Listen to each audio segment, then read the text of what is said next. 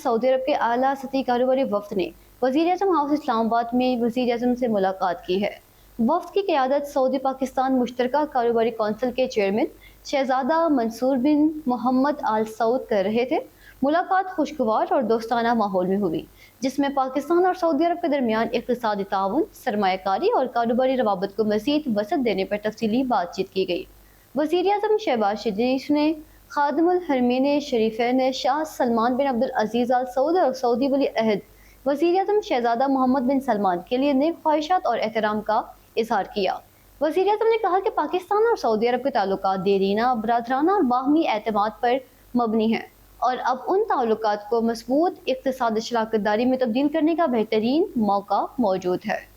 उन्होंने मजीद कहा कि सऊदी वली अहद शहजादा मोहम्मद बिन सलमान के विजन के मुताबिक पाकिस्तान सऊदी अरब के साथ बाहमी फ़ायदे पर मबनी तवील मुद्दती स्ट्रेटजिक इक़्तिसादी शराकतदारी कायम करने का ख्वाहा है।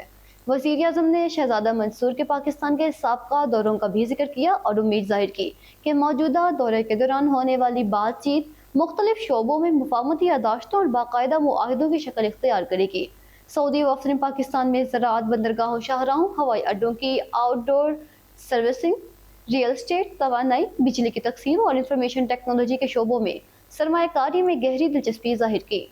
वज़ीर-ए-आज़म ने उन शोबों में सऊदी सरमायाकारी का खैर मकदम करते हुए कहा कि दोनों ममालिक के लिए हुकूमती सतह और निजी कारोबारी सतह पर मुश्तरका मंसूबे शुरू करने का ये इंतहाई मौजू वक्त है। और आपको बताएं, सलमान अकरम राजा ने कहा है कि तीनों बहनों की मुलाकात होनी चाहिए और तमाम मामलात को दोबारा कानून और आईनी तरीक़ेकार के मुताबिक आगे बढ़ाया जाना चाहिए। उन्होंने कहा कि बानी पीटीआई के तमाम कानूनी और बुनियादी हकूक़ की बहाली ज़रूरी है और इस मामले में किसी किस्म की रुकावट या ताख़ीर मुनासिब नहीं। सलमान अकरम राजा के मुताबिक मुलाकातों और दीगर कानूनी सहूलियात से मुतालिक जो हकूक़ कानून के तहत हासिल हैं उन पर मुकम्मल अमल दरामद होना चाहिए ताकि सूरत हाल मज़ीद उलझने के बजाय कानूनी दायरे में वापस आ सके। उन्होंने बानी पीटीआई को अस्पताल मुंतकिल न किए जाने के मामले का भी जिक्र किया और कहा कि अदालती अहकामात पर अमल न होने के बाद उनकी जानिब से की गई प्रेस कॉन्फ्रेंस किसी गलत मकसद के तहत नहीं थी। उनका कहना था कि इस प्रेस कॉन्फ्रेंस को जानबूझकर एक गैर ज़रूरी तनाज़े की शक्ल दी गई। हालांकि उनके मुताबिक इसका मकसद सिर्फ आवाम को उस रात पेश आने वाले वाक़यात के बारे में आगाह करना था। सलमान अकरम राजा ने कहा कि कौम को ये जानने का हक हासिल है कि उस रात क्या हुआ, किन हालात में फैसले किए गए और मुतअल्लिका अदालती अहकामात पर किस हद तक अमल दरामद किया गया। उन्होंने जोर दिया कि सियासी और कानूनी मामलात को तसादुम की तरफ ले जाने के बजाय कानून, अदालत और आईनी असूल के मुताबिक हल किया जाना चाहिए। उनके मुताबिक तमाम फरीकों को ऐसा रवैया इख्तियार करना चाहिए जिससे कशीदगी में कमी आए और सियासी मामलात कानूनी तरीके से आगे बढ़ सकें। सलमान अकरम राजा ने मजीद कहा कि मुलाकातों, अदालती अहकामात और बुनियादी हकूक़ से मुतालिक मामलात में वाज़ेह और शफ़ाफ़ तरीक़ेकार इख्तियार करना वक्त की ज़रूरत है ताकि आवाम के जहनों में मौजूद सवालात के जवाबात मिल सकें और किसी भी किस्म की गलत फहमी पैदा ना हो।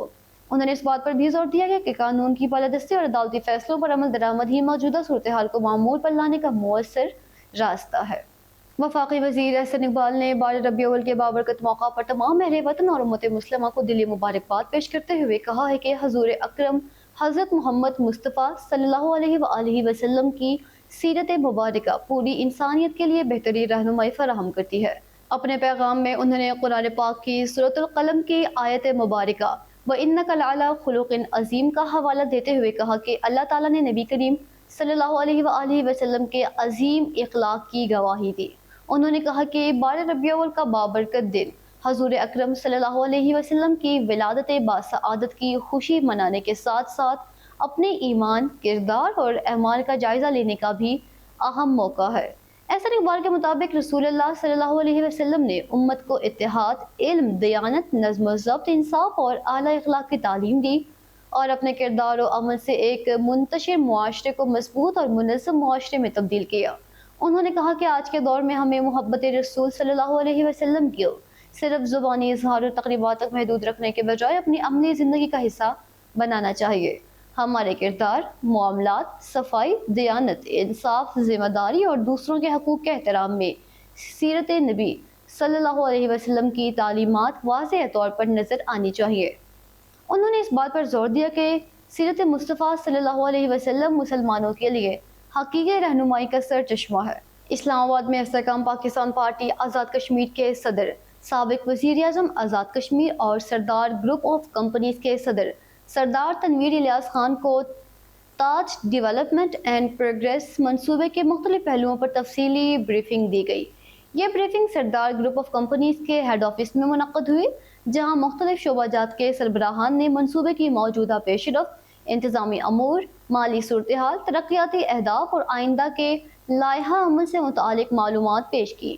اجلاس میں chief executive officer Sardar group of companies Sardar Umar Tanveer, A V P Taj Fahad Farid, C H R O air commodore retired Muhammad Nawaz Janjua, قائم مقام chief operating officer developments Naveed Irshad, director audit Faisal Farooq, general manager finance A S P Zubair Sheikh, head office security Mansoor Zain, director marketing Sardar Hamza Tanveer, سردار عثمان تنویر اور دیگر متعلقہ حکام نے شرکت کی۔ اجلاس کے دوران تاج منصوبے کی مختلف ترقیاتی سرگرمیوں، انتظامی نظام، مالی نگرانی، مارکیٹنگ، حکمت عملی، سیکیورٹی انتظامات اور منصوبے کے مستقبل کے اہداف پر تفصیلی تبادلہ خیال کیا گیا۔ متعلقہ شعبوں کے سربراہان نے اپنے اپنے محکموں کی کارکردگی، جاری منصوبوں، درپیش انتظامی ضروریات اور آئندہ مرحلے کے لیے تجویز کردہ اقدامات سے آگاہ کیا۔ سردار تنویر الیاس خان نے بریفنگ کے دوران منصوبے سے متعلق مختلف نکات کا جائزہ لیا، درپیش انتظامی ضروریات اور آئندہ مرحلے کے لیے تجویز کردہ اقدامات سے آگاہ کیا۔ سردار تنویر الیاس خان نے بریفنگ کے دوران منصوبے سے متعلق مختلف نکات کا جائزہ لیا اور انتظامیہ کو ہدایت کی کہ ترقیاتی کاموں میں معیار، شفافیت اور مقرر اہداف کو بنیادی ترجیح دی جائے۔ انہوں نے کہا کہ کسی بھی بڑے ترقیاتی منصوبے کی کامیابی کے لیے مؤثر مالی نظم و ضبط، بہتر انتظامی رابطہ، مضبوط نگرانی اور تمام شعبوں کے درمیان مسلسل تعاون انتہائی ضروری ہے۔ اجلاس میں اس بات پر بھی زور دیا گیا ہے کہ تاج منصوبے کو جدید تقاضوں کے مطابق آگے بڑھاتے ہوئے سرمایہ کاری، منصوبہ بندی اور ادارہ جاتی کارکردگی کو مزید بہتر بنایا جائے۔ سردار گروپ آف کمپنیز کی انتظامیہ نے یقین دہانی کرائی کہ منصوبہ کی تمام مراحل کو طے شدہ حکمت عملی کے تحت مکمل کرنے اور ترقیاتی سرگرمیوں کی رفتار برقرار رکھنے کے لیے ضروری اقدامات جاری رکھے جائیں گے۔ اسلام آباد میں حضرت محمد مصطفیٰ صلی اللہ علیہ وسلم کی ولادت باسعادت کے 1501 سال مکمل ہونے کے موقع پر پارلیمنٹ ہاؤس کو خصوصی طور پر چراغاں کر کے خوبصورت سبز روشنیوں سے سجایا گیا۔ عید میلاد النبی صلی اللہ علیہ وسلم کی مناسبت سے پارلیمنٹ ہاؤس کی پوری عمارت پر سبز رنگ کے برقی قمقمے روشن کیے گئے، جن سے رات کے وقت عمارت ایک خوبصورت اور روحانی منظر پیش کرنے لگی۔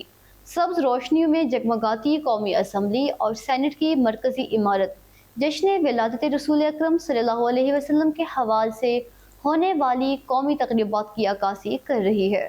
پارلیمنٹ ہاؤس پر کی گئی خصوصی روشنیوں نے وفاقی دارالحکومت کے اہم علاقے کی خوبصورتی میں بھی اضافہ کر دیا اور عمارت دور سے سبز روشنی میں نمایاں دکھائی دے رہی ہے۔